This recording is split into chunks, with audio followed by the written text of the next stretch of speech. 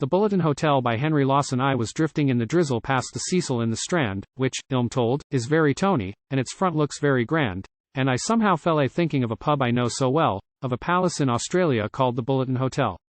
Just a little six-roomed shanty built of corrugated tin, and all round a blazing desert, land of camels, thirst and sin, and the landlord is Ĺthe Spiderĺ. Western diggers know him well, Charlie Webb. Ah, there you have it, of the Bulletin Hotel. ԼTis, a big soft-hearted spider in a land where life is grim, and a web of great good nature that brings worn-out flies to him. ЛTis, the club of many lost souls in the wide Westralian hell, and the stage of many Mitchells is the Bulletin Hotel. But the swagman, on his uppers, pulls an undertaker's mug, and he leans across the counter and he breathes in Charlie's lug, tale of thirst and of misfortune. Charlie knows it, and, well.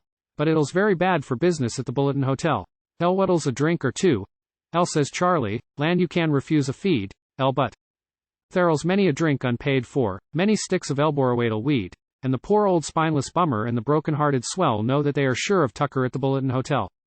There'll's the liquor and the license and the carriagel and the rent, and the sea or grave twixt Charlie and the fivers he has lent, and I'm forced to think in sorrow, for I know the country well, that the end will be the bailiff in the Bulletin Hotel. But hell pack up in a hurry and hell seek a cooler clime, if I make a rise in England and I get out there in time. For a mate o' mine is Charlie and I stayed there for a spell, and I owe more than a jingle to the Bulletin Hotel. But there'll's lots of graft between us, there are many miles of sea, so, if you should drop on Charlie, just shake hands with him for me. Say I think the bush less lonely than the great town where I dwell, and, a grander than the Cecil is the Bulletin Hotel.